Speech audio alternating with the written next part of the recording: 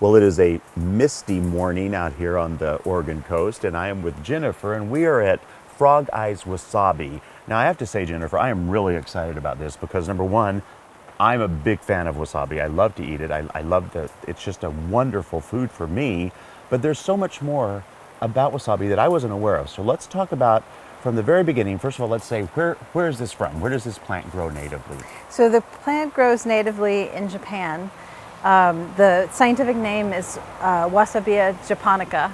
Okay. So the wasabi name comes from the genus. It's one of those rare plants where the botanical and the common name kind Yeah. of are similar, It's so that makes it easy. which is nice.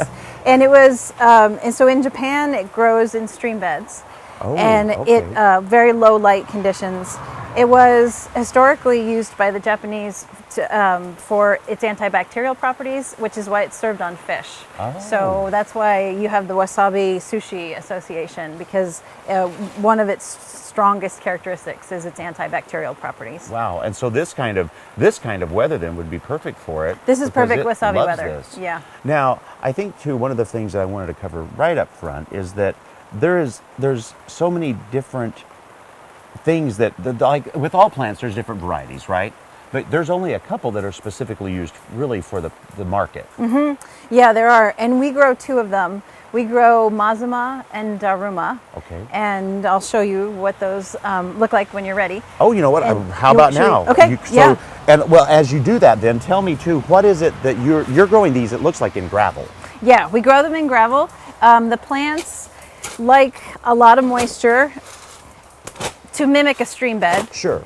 But they don't like standing water. Okay. So- it has to be good draining, moist soil. huh? Yeah. So the Pacific Northwest is great Oh. because it doesn't like direct sun and it likes a lot of moisture. So Wow.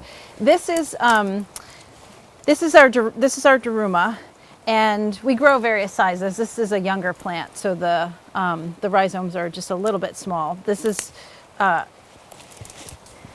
what's called the rhizome. Uh-huh. The whole plant is edible.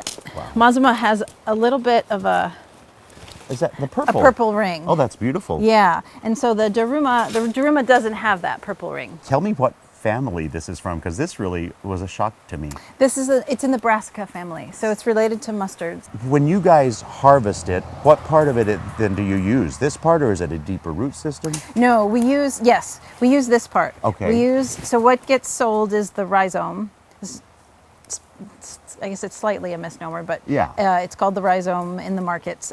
It's rhizomesque. It's rhizomesque, exactly. It's rhizomesque, and the whole plant is edible. So what we sell most often is the rhizome, although we do sell the leaves and the leaf stems. And the Japanese, one of the traditional ways to prepare the leaves and the leaf stems is a zuke, which is a pickling with sugar and salt. Really? So these are delicious raw, sautéed with olive oil, or pickled for 10 or 15 minutes with sugar and salt. And it just takes out any of the bitterness. And So it has heat. The whole thing has The heat. whole thing has heat. So really, there's no surprise why this plant, for thousands of years, has been consumed by humans. Yes. We've done that a lot. Now, if people want to grow this at home, this is a plant that you actually can grow. Yes, yeah, it is. And so we sell the rhizomes for consumption, but we also sell plantlets. Oh. And so the You plants, guys do? We do. Oh, wonderful. Yep, people can contact us. I'm happy to sell them plantlets. But what I tell them is, so these are plantlets. What I make sure to tell people, though, is it takes anywhere from 12 to 48 months to grow the rhizome part. Okay. So if you want a plant in your garden to that's an interesting looking plant and it produces edible leaves and the stems, then I'm saying Then you can do that. Yeah, you can do that. You're probably not going to get a rhizome. Okay. But you can eat all the leaves. You can eat Because that's part of the cost of these. Well, that's one of the reasons that they're a more of an expensive thing to buy at a store, is because they can take a year and a half Oh, yeah. to even get this ready, and that wouldn't happen because they're not going to. Are they going to live outside here? Come back year to year? Yes. So we've actually been doing a little experiment in Portland at our house, and they have overwintered.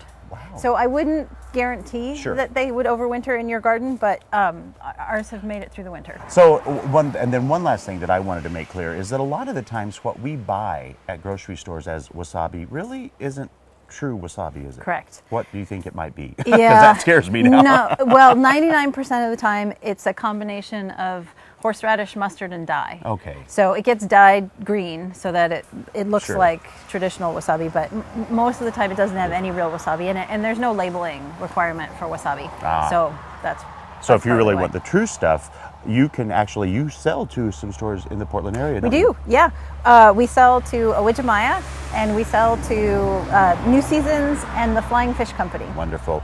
Well, this was a delight for me to come out here. I've really enjoyed this and getting to know Jennifer. If you want more information, not only on the plant itself, but where you can purchase it in the Portland area, you can go to gardentime.tv. We'll click you over to Frog Eyes Wasabi's website, get all the information you need. What a delight. Thank you so Thank much, you. It's nice to Jennifer. have you guys here.